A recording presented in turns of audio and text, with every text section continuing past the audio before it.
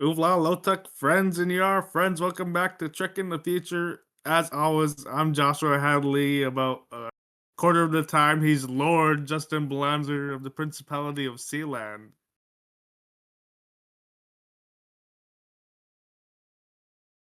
Sometimes you're Gopher. I mean, like 1% of the time you're Snoopy.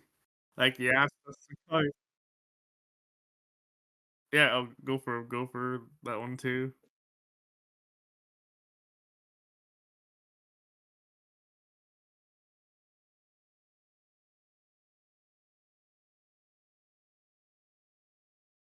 Oh, yeah, what's the rating? For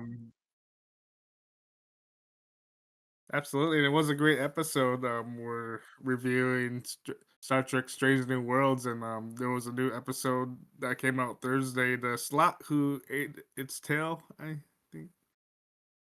So yeah, and we're also going through the Lower Decks comic. We just read March's issue, so we're almost current. Just a couple months behind, and as he says, and later I'll have a W. Anyway, yeah, we're doing a Star Trek podcast. We just started back in January, and we're finally caught up with the current Star Trek. We've been watching Strange New Worlds. It's been I've really enjoyed this. I know some people on Q Social are not big fans. But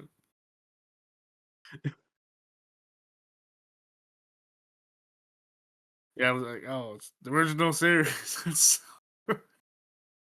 It's sort of like this mentality where, oh, the sequel's always worse or something. Although, although they say like they use woke or whatever. Um,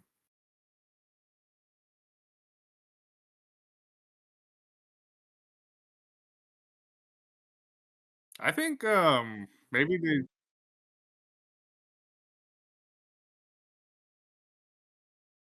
yeah. Well, I mean, the original Star Wars, all the evil Empire people are white guys. It's sort of like an allegory for the, or for the Vietnam War, but like, oh no, it's well,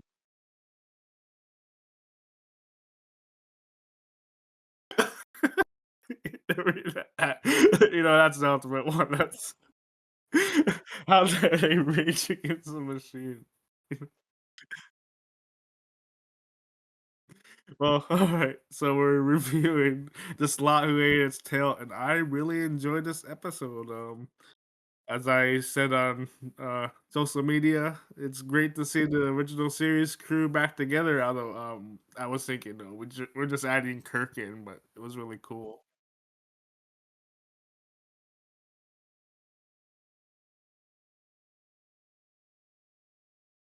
Yeah, so he's number one on the Farragut. They get attacked, and the captain is or not disposed of. She doesn't die, or it's just she's injured. She has Chapel beams her onto the Enterprise, so James C. Kirk becomes the acting captain of the Farragut.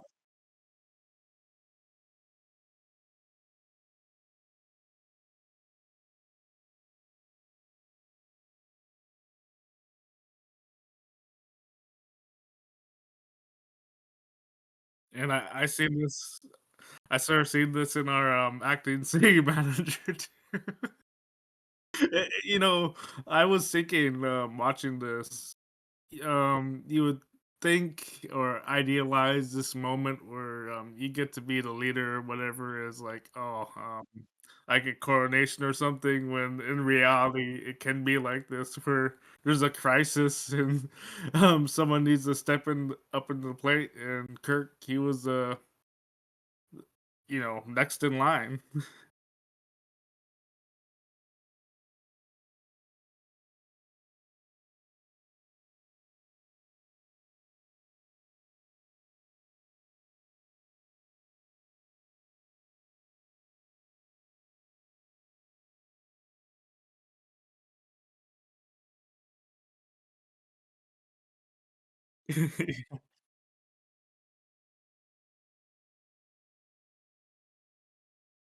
Yeah, and, Spock helps him out, and we're gonna see that a lot more when you see the original series.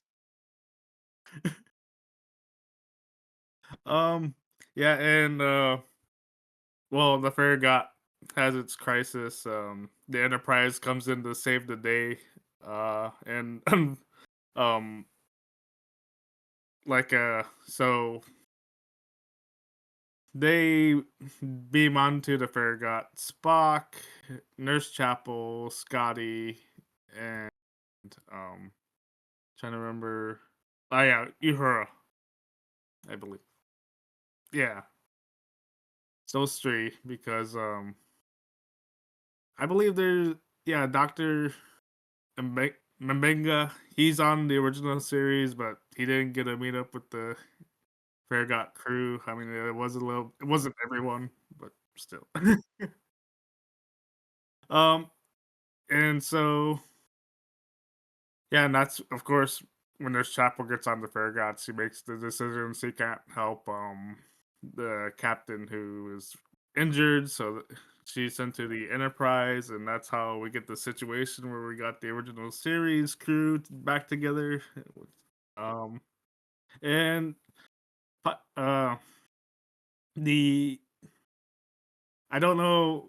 I was gonna say aliens again. The other beings from space, they attack the Enterprise, and they have a crisis where the Farragut needs to save them, and uh, Kirk, our man Kirk, Captain Kirk, he makes some risks, and it, we for the season 1 finale of this podcast, we reviewed the the motion picture. And I was thinking of, when Kirk in that film, he also makes a risk, and Decker, he becomes very upset after, I forget his Decker's, the bald lady's name, his love interest when she dies, and Decker says like, "What was that risk worth taking?" I mean, when people lives are on the line, and sometimes Kirk makes it, well, Kirk makes a decision and it's successful, um, and other times, like he didn't quite wasn't sure what to do, and like we said, Spock helped him out.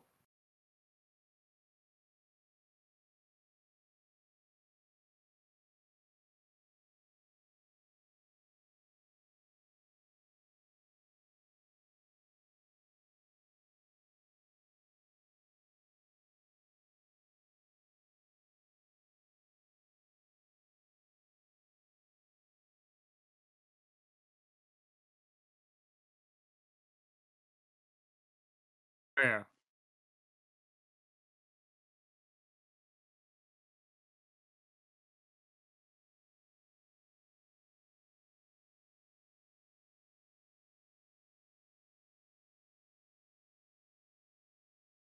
yeah,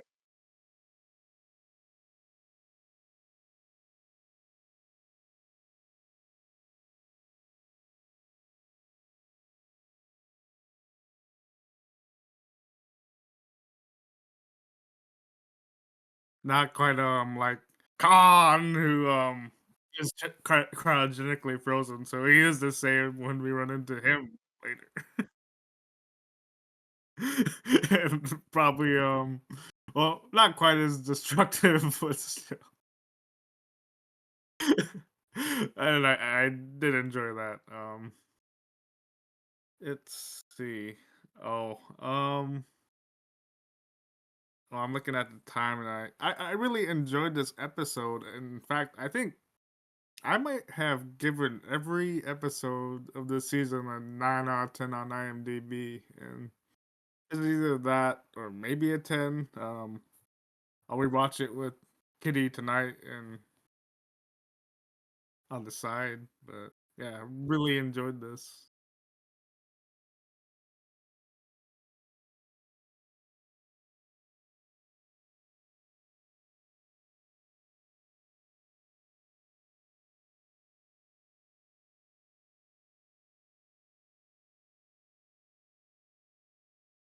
absolutely. Yeah.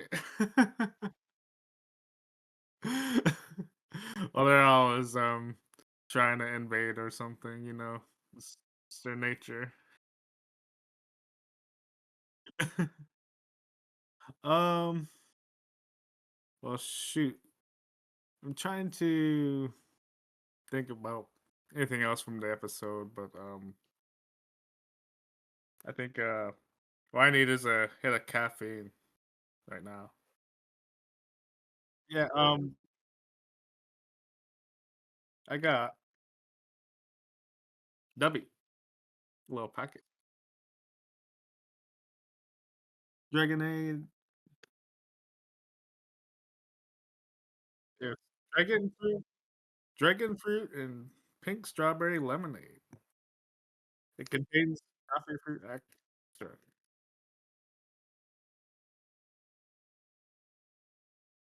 Yeah,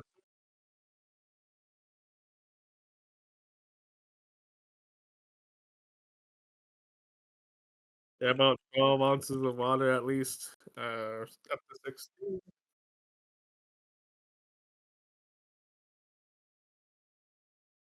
Yeah, and you mix it.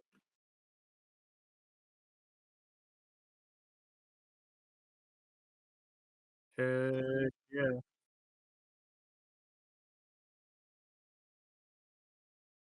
Cheaper too.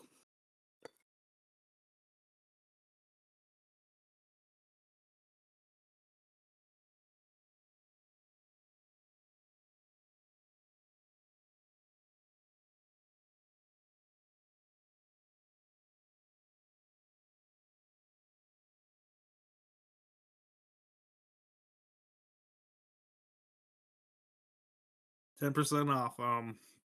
And I think that's really needed in the economy we're gonna have, you know.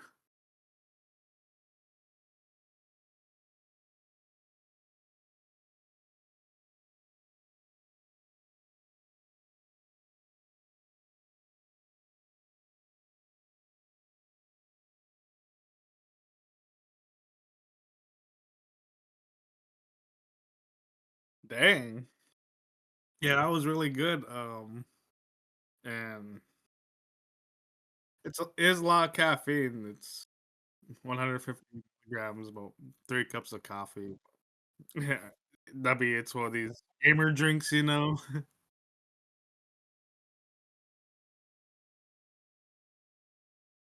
Uh, maybe. Uh,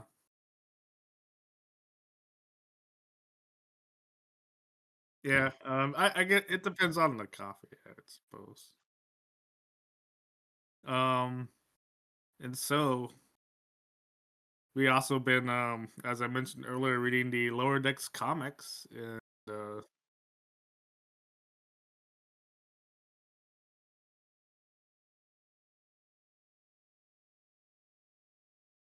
Mhm,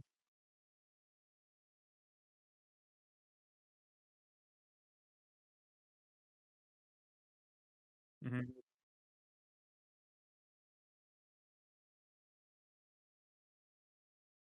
Yeah,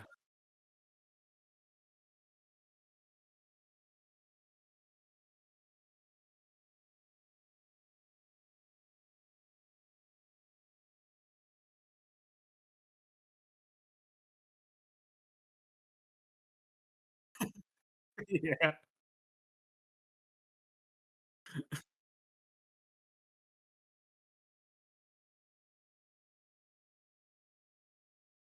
yeah, they did.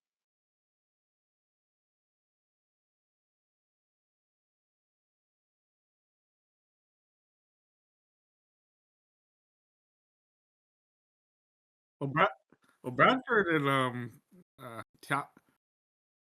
Tiana were there. They just didn't get to go through the portal. But yeah, it was really cool seeing the callback. So in this comic this week, the Cerritos is brought somewhere for maintenance, so everyone gets a break for the day. Supposedly, Yeah,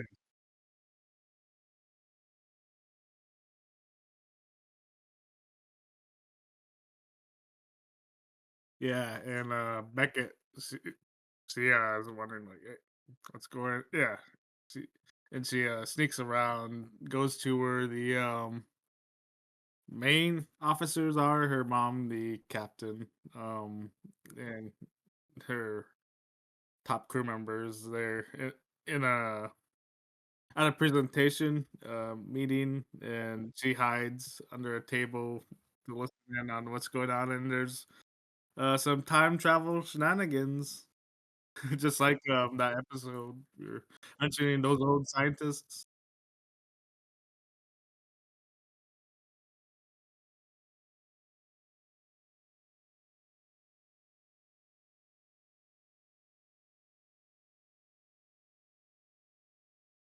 Oh, yeah, I wanted to mention, they make up some device to give them plot themselves plot armor so that they don't change with all the time alteration.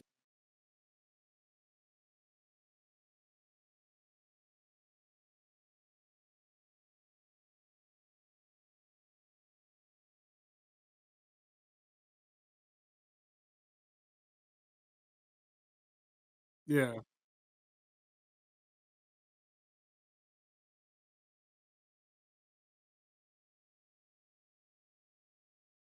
yeah,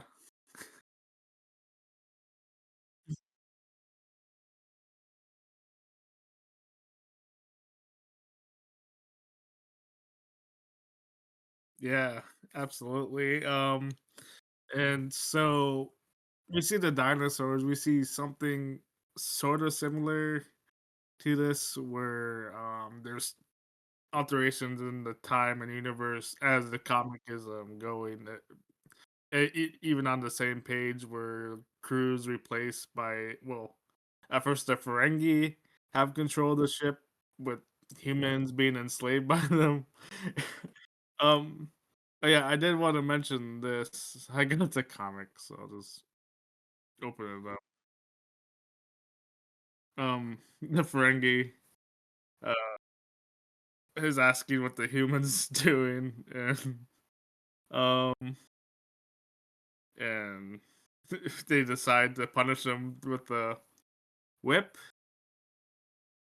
I just wanted to bring that up. I watched a video a couple days ago about arguments for slavery, and people, the people online have been saying, "Oh, why would why would these slave owners mistreat their property and damage them?" And it's exactly what this Frenge is doing here.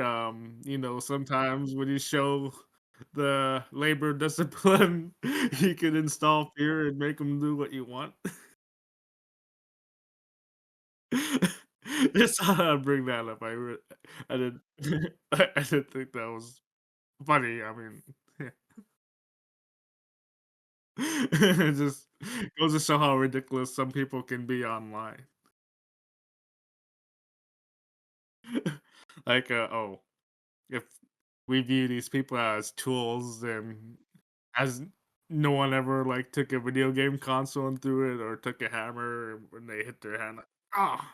Like, yeah. It's not good to view people as property. I think, that's a very, um, woke idea from Star Trek.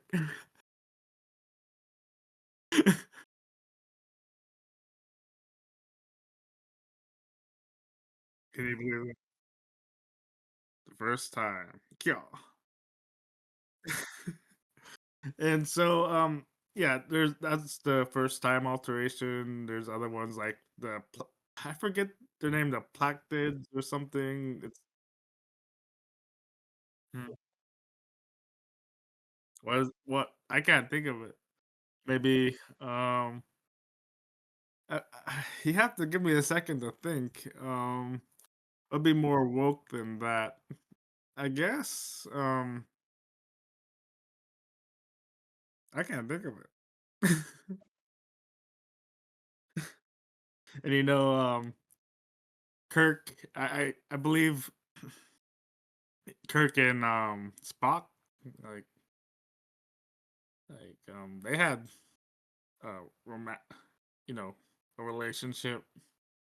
Um, do they not think about that when they watch the original series, or do they just not know?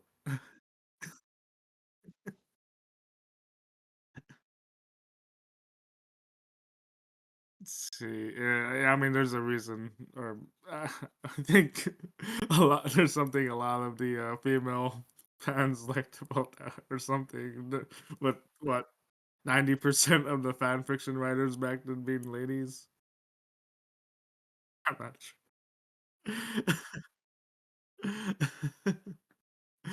I don't know.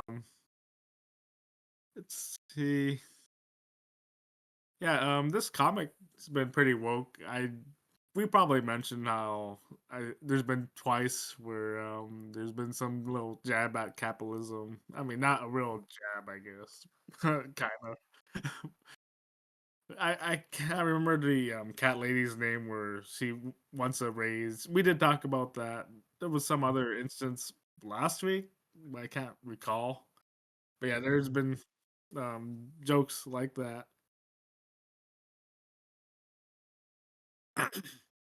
And two, I seem to be losing my voice or something. Um, Becoming hoarse. Anyway, yeah, there's been jabs like that in this comic, and it is funny. Uh, Trying to. Oh yeah. Oh, and this is like there's action in Star Trek, but th- this is something that happened sort of on the episode 2. I'm discussing the in the comic they have phasers ready, and of course they have it on stun. Um, I don't know if this goes into wokeness, but you know, Star Trek, it's not like Star Wars per se, or Starship Troopers. There's a different sort of sci-fi fantasy. On the show, they when the aliens after they take the Enterprise, the Pike and um Ortangus and someone else is there. A chat. No, I can't recall who everyone who's with them. Like Una's there and Leon. And when they face the other humans from the past that they did on the show, uh, they didn't shoot first. And it was several episodes ago with the Klingons. Memenga and Pike were discussing like, oh, we're gonna have to shoot first, aren't we? I, I think it's a funny thing also that happened in this comic. Well, sort of in this comic where they discuss, all right, we got things on phasers, and I remember Bradford makes like Beckett says, oh, yeah, we have our phasers on stun, and Bradford talks about, oh, there's so many um functions of like different options you could have while shooting these guns. It's pretty cool. But yeah, the not shooting for on first sight, I don't know, is that woke or that happen I imagine that happens a lot on the original series too. Unfortunately with the training in America. Right. I think it's very different where cops aren't even allowed to have guns in Europe. So very, I mean, it's very American thing.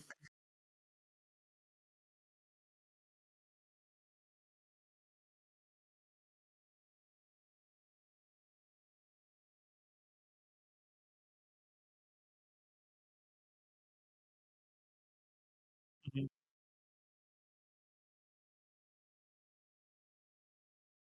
Yeah.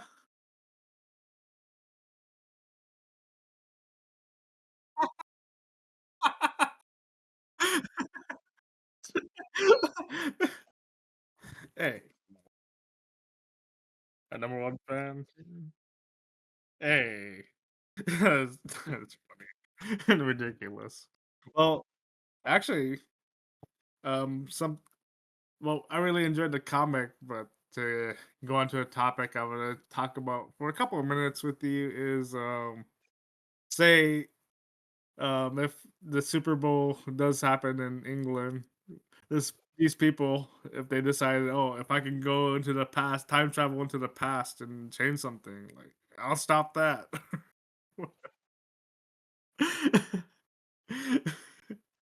That is ridiculous. Like, hey, they get to have Super Bowl over in England. That's cool for them. I can't imagine it. Like, I don't know why these people care unless they are super fans, and it'd just be so much more expensive to go. Though I think if you're going to the Super Bowl, you probably have the money anyway.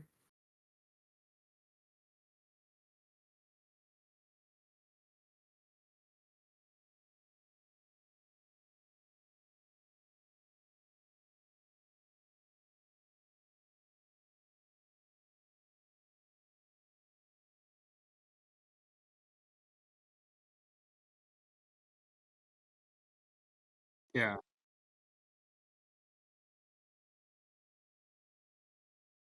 yeah. On prime time, I guess that would be an issue. But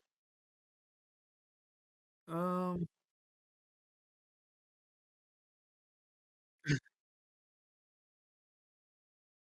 what? I mean, what? Are you from Palestine or something? Are you? Do you live in India? um. Anyway, yeah. Talking all these politics. Say the villains in the Lower Decks comics, or have we, or the Romulan lady in the last season. Say you could time travel into the past. Like, what is something that you would like to change, or what time would you go to and say, "All right, I could impact the timeline here."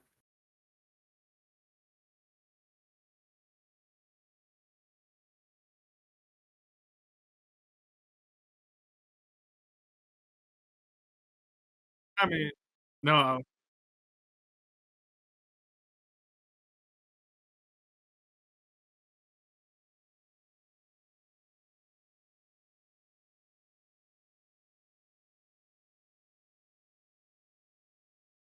you'd have to have the knowledge of like where's it gonna be or something.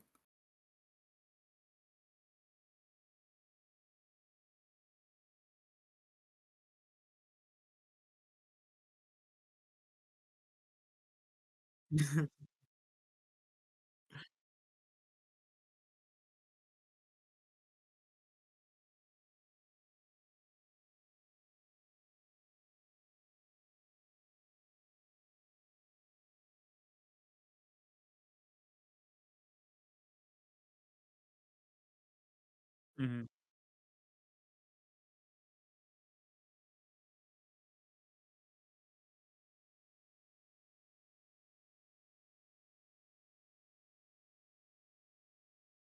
Oh,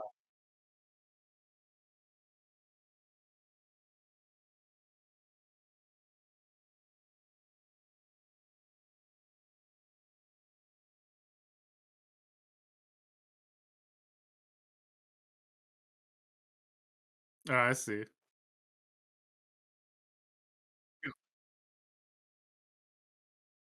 Oh yeah.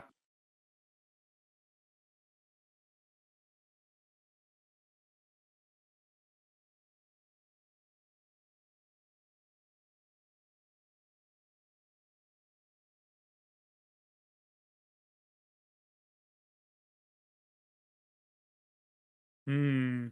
I, li- I like it. Like I was thinking very big too. Like what if I could stop Julius Caesar from being assassinated? Ridiculous. But that would be such. I don't know. Any change would make such a big impact. I feel like for that sort of thing, like Hitler. The thing is, they're so famous. it like you can know where exactly they were at the time. And if you have a gun in the 30s, like yeah, you can stop someone. But if you're, I like the, I don't know if maybe you could have technology from where you're coming from. Like, oh, we could have a pistol and bring it to the Stone Ages. But even the Robin lady, I'm thinking she could have a. I don't remember if she had a phaser or a gun, but or pistol like we would have that right now. But like it makes sense he can come back to this time and have a pistol. But if going back to ancient Rome or the Roman Republic, like and using their technology, like yeah, no way you're gonna save Caesar or like or freaking assassinate him. Like I don't think you're gonna have much impact on events. It's just the technology now, I think, makes it different. But speaking of technology now, like we have the internet, and I'm using the internet as a tool right now to promote the Labor Day rally we're doing here in Kotzebue.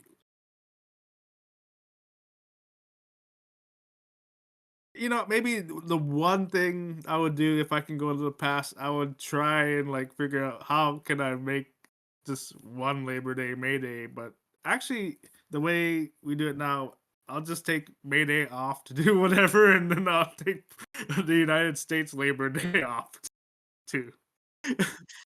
So, really exciting stuff. Talked to the acting city manager. I mentioned him earlier.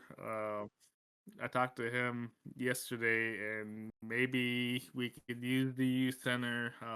That's not confirmed, but we will have updates. And for updates, you can go to the Green Party of Alaska's website, um, alaska-greens.org/Labor Day. All Labor Day is all one word. It's not doesn't have a dash like Alaska Greens. And on there right now, you'll see we have a Labor Day committee meeting at House 124A Shore Avenue, 6:30 p.m. Monday the 25th. And like I said, we're doing a committee meeting, and if we do get this venue and get the deal that we discussed, maybe I can just concentrate on getting using the budget for food. So Labor Day is September 1st, the first Monday of September, and yeah, I'm really looking forward to it.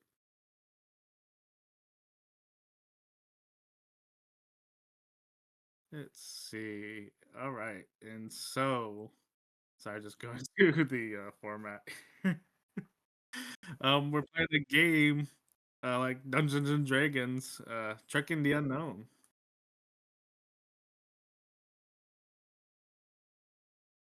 Yeah.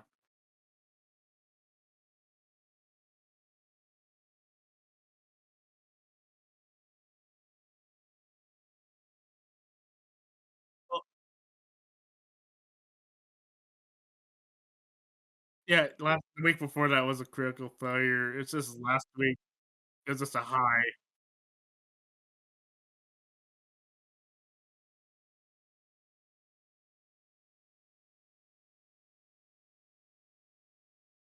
Yeah. Yeah, well, was it that low? Like, I just knew, like, it was a high threshold too to make because it was the Kobayashi Maru test. Oh, yeah, yeah, that's right. Damn. Well, we have ChatGPT as our dungeon master, or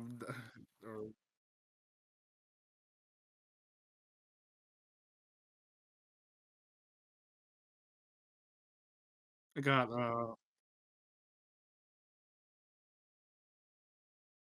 I'm using rolladie.net. Alright, let's see, and so the episode we're doing today is Wires of War. Oh, yeah. Maybe it got back. I love big butts and I cannot lie. You other brothers can. Yep. Alright. See. The stars drift silently across the view screen, but silence is deceptive. In the far reaches of Federation space war has a way of igniting in the unlikeliest of places. Two civilizations once bound by peace now clash with weapons and suspicion, but behind their bloodshed lurks a mind that thrives on lies, a mind once caged by Starfleet itself. The camera pulls in on the USS Callio, or it's a Greek word, I'm sorry. Gliding towards a contested star system, lights glitter faintly on the surface of the warring worlds, streaks of fire marking skirmishes. Inside, Captain Lucian Darmius sits on the center of his bridge, draped in pose and silk, while Josephus nervously taps half-empty bag of Starfleet snacks against a console. All right.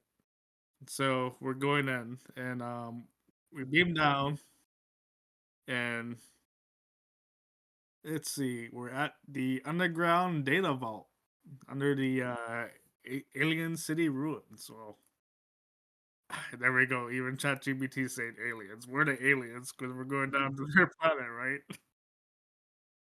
Okay, hey, these chat bots make mistakes. So okay, all right. So the room is Carvius Uh, Canvas. Okay, I think I seen the first time I seen that word. Filled with ancient machine and glowing conduits. The hum of power is unnervously steady. Damius and Josephus move cautiously, tricorders in hand. Captain, I'm telling you, these readings don't look like any old weapons grid. This is something else, something talking. And I arch an eyebrow. Machines don't talk, Josephus. They obey. Suddenly, a familiar, smugly cheerful voice echoes through the chamber's central consoles. This is the computer. Oh, but I do talk, Captain Damius, and I've been doing so for decades. Whispering, nudging. I can't do a robot voice. Amusing myself by convincing two entire civilizations that they despise each other. Isn't it delicious?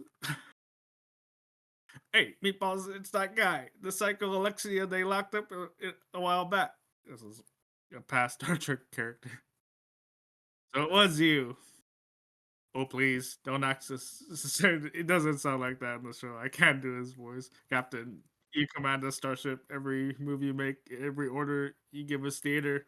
I simply widen the audience. Captain, I don't like this toaster's. How this toaster's talking. We should unplug him or, smash him with a big hammer. Patience, dear Josephus. Let's hear the script first. The villainage reveals the heart of the play before the curtain calls. The light flickers. Amias laugh. Ami, Ajimus laughs, his screen pulsing, and I call, and what I curtain it will be. All right, why don't you get doing figure out what we should do and roll a die.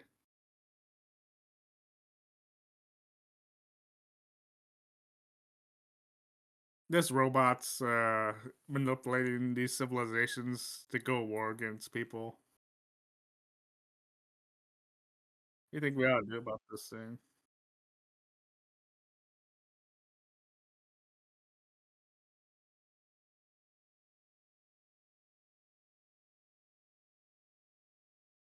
Okay.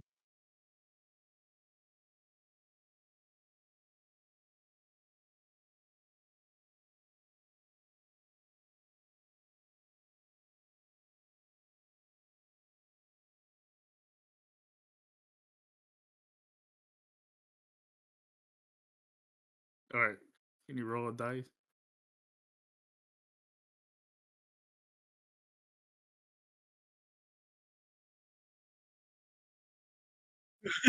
That's fun.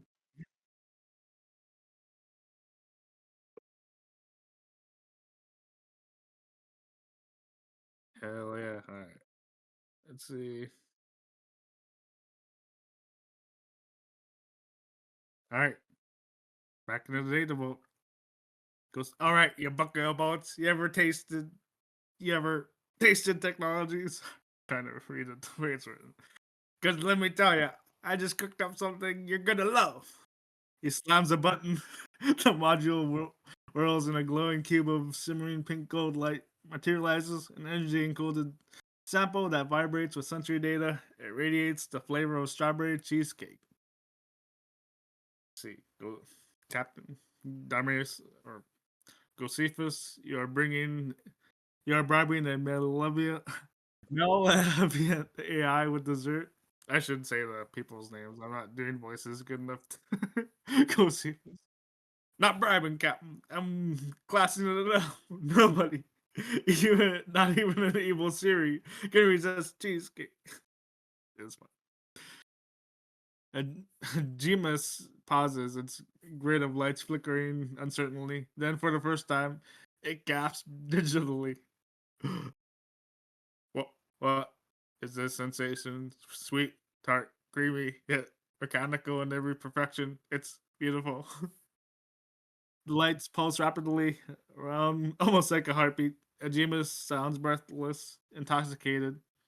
I, I must have more strawberry cheesecake technology that tastes.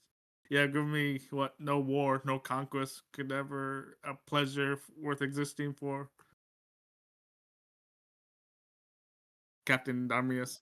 Then you'll stop manipulating the entire civilization for bloodshed. You'll channel your appetites into harmless indulgence. War, cheesecake, Ajimas, choose your future. There's a long silence. The computer hums, its face flickering, then cheesecake. Josephus pumps his fist in the air. Josephus, bada bang. Who's the engineer now? I don't know if we ever gendered Josephus. Like, it's a like. We'll just let the bot like. Remind me to reassign you from engineering to pastry diplomacy. Well, that's a great um that's redemption. You know, it always works. Absolutely. um, let's see. How will I die? Um, or I don't know. Like, I don't think there's a continuation for him. I think he solved the crisis.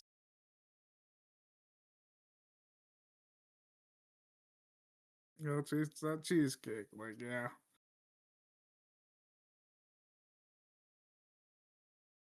All right. So I'm going first next week, and I have been like making sure to switch it between us.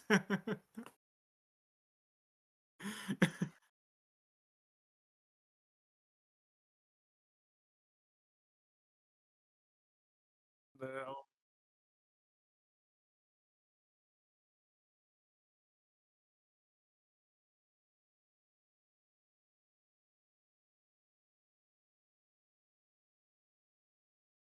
Yeah.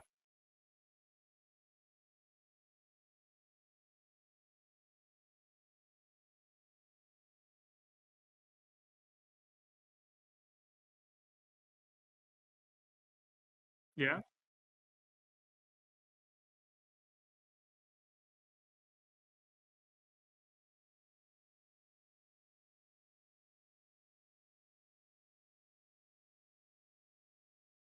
Mm.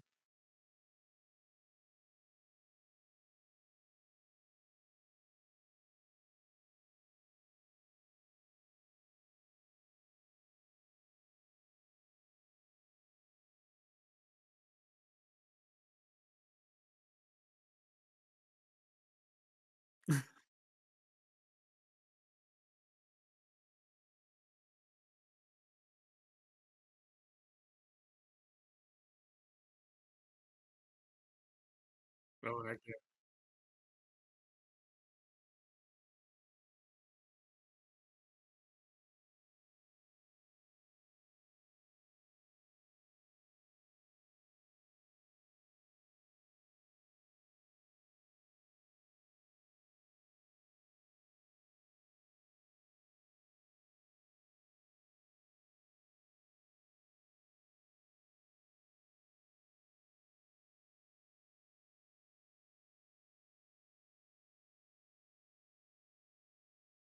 So, are you gonna draft? It's just gonna work just like that game, you're gonna draft, like, the players and whatnot, or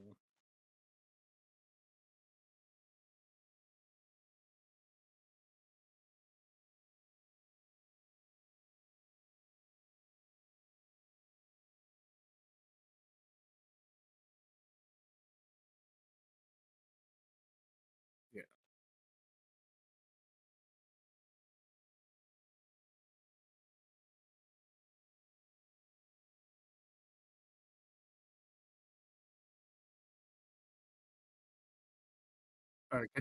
Can you tell me how you're gonna respond when the fans are upset you do a game in England?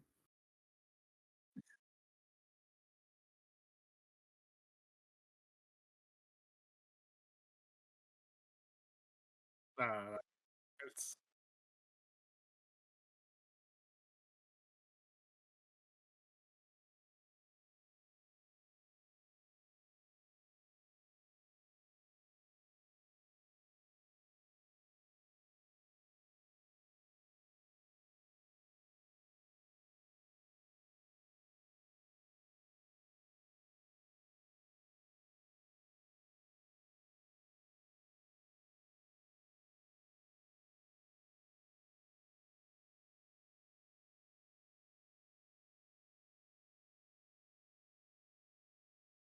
Oh, I think it's important to say you're gonna do commentary, it's gonna be off from the game.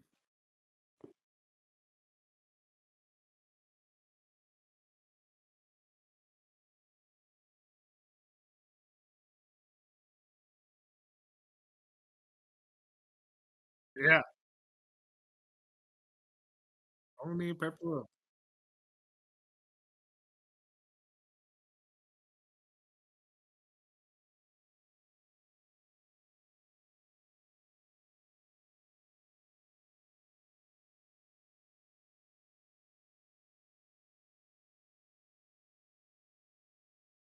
Yeah.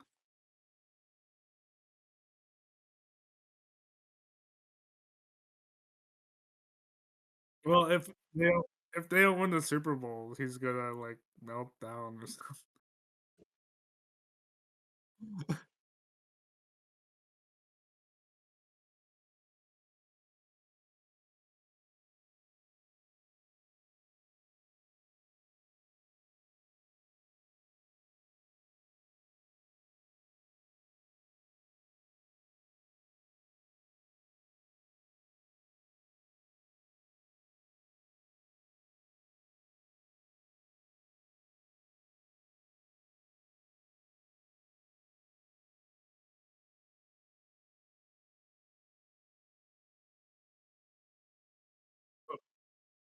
Yeah, that's a great tradition.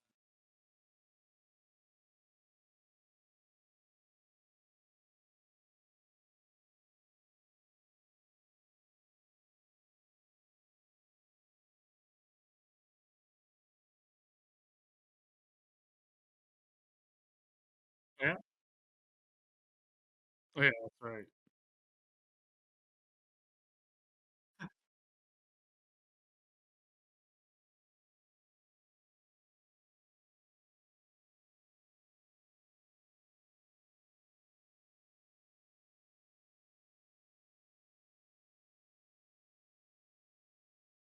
Yeah. Yeah, I was actually wondering about that when you were listening every the end of listening to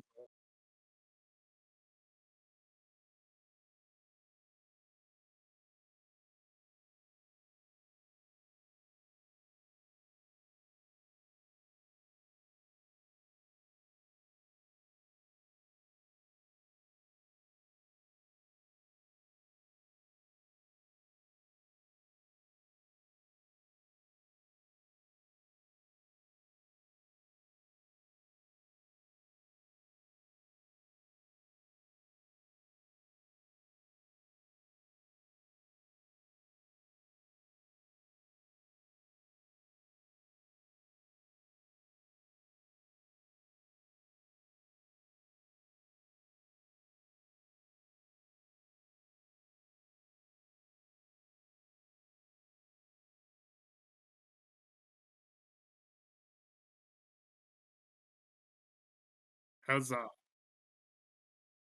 heck yeah.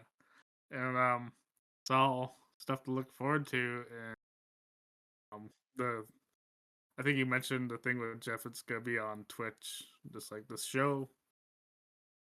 Uh, Very easy to find. Well, and I think a lot of people are gonna watch this on YouTube when all the other stuff go for listen. There will be on this channel.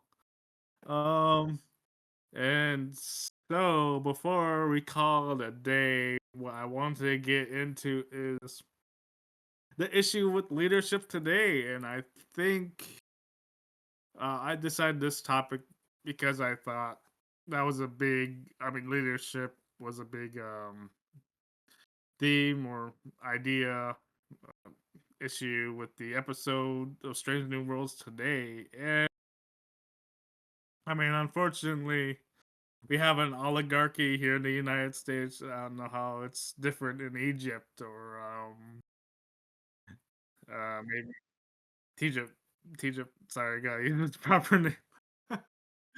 But in the United States, we have an oligarchy. So whoever's just great at making money, or actually, another big thing is being a member of the Lucky Sperm Club. Like you get to be at the top of like our economic system and also our political one.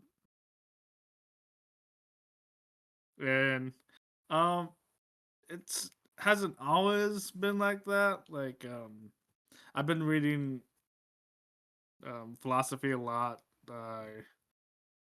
Like I do read the Stoics every day. Like I don't crack open a book. Like I got this little calendar. There's a quote by Marcus Aurelius, the Roman emperor, and the way he was chosen to become Roman emperor was the e- emperor before him. Well, not quite the one right before him. Decided he wanted this kid really to be emperor of Rome, but he wasn't old enough, so he picked the person next in line, and he picked the guy that would ultimately become next emperor, and it would become the stepfather for Marcus Aurelius. I can't I can't remember his name. Sorry, I can't remember all these these stuff, but Abdurrahman Gear, but they picked him. Well, the Roman emperor decided that this guy's gonna be the guy who was Marcus's stepfather. He's gonna be the next. He picked him as for the next emperor because at a Senate meeting or something, he helped the old man climb the stairs or climb. Old man, and that's how he said, "All right, this guy's gonna be the next Roman emperor." So quite different from how we decided who was gonna be the president of the United States. um, and you know, people say, "Oh, well, it's a democracy." Well, we're now stuck with Trump when really most people didn't even bother to vote. Like, there's this sort of on the ride of like what 1/3 of the country voted on. That's a voting age too. Never mind all the people who can't vote because they're felons or they're children or something, or they're future people who aren't even born yet. Yeah, we just don't live in a society where virtue is very important in picking our leaders. It's Trump won the election because, well, he had more time uh to run as a candidate than Kamala. And I mean, not even getting into the politics, to see he had so many advantages because I mean, sure, she was the vice president, but Trump's more well known. He was a reality TV show star. I know the branding from that program, The Apprentice, helped him to uh, put in people's mind that he's some genius businessman. I mean, that's the thing. If you're gonna, I've talked to I talked to my friend in yesterday about this to run for president. Part of the thing you need is money. And Trump, I mean, he's one of the I mentioned earlier, Lucky Sperm Club. He's a member of that club.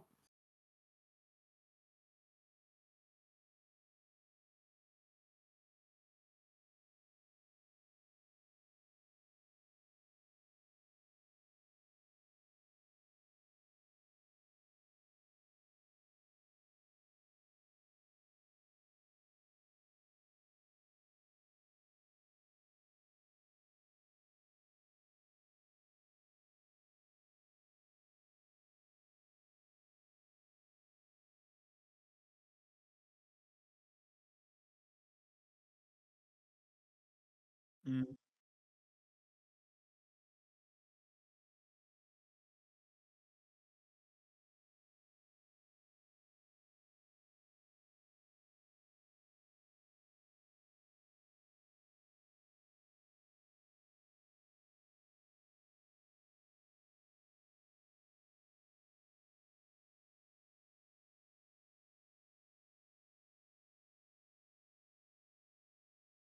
Yeah,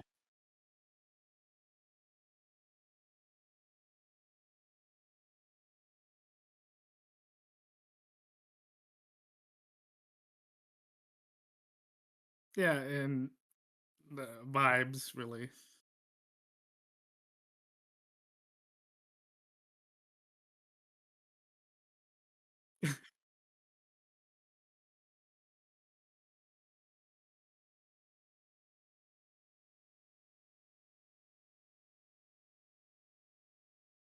And I mean, as much as I would criticize Trump as you would criticize Trump, some of these things that upset people that he's doing is stuff he campaigned on. I mean, some of it, like he said, you know, then the Ukraine war on day one.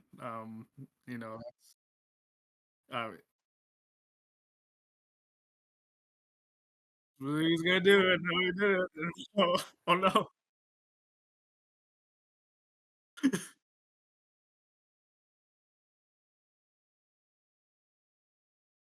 And like people not knowing what his platform is, like that streamer guy you mentioned.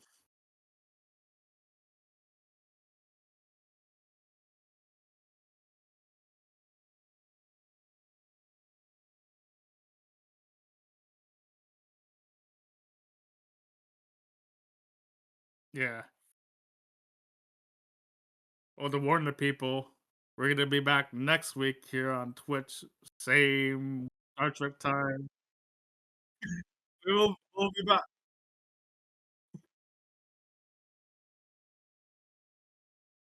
Absolutely. What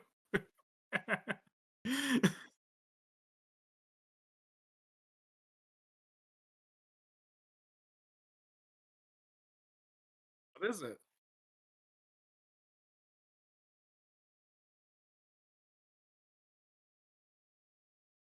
I kind of vaguely know what Starfleet is. Like, I understand that the Iraqi military exists. Like, I couldn't tell you anything about it. It's sort of like this vague thing that's sort of there.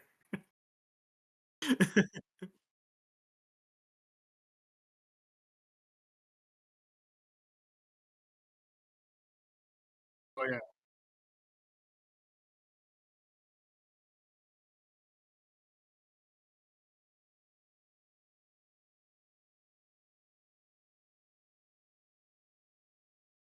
maybe. We might need it. Join the Gopher and Tuck Discord and subscribe to the YouTube or follow us on Twitch. And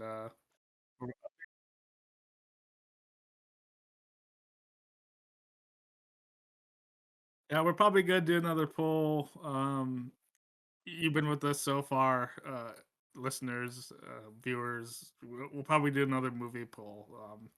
And to vote, you need you get to join our Discord channel and talk to us on Star Trek on the Trek in the Future. Sorry, yeah, channel. Yeah. Yep. And guy, Yeah, guys, live long and prosper and have a good rest of your week.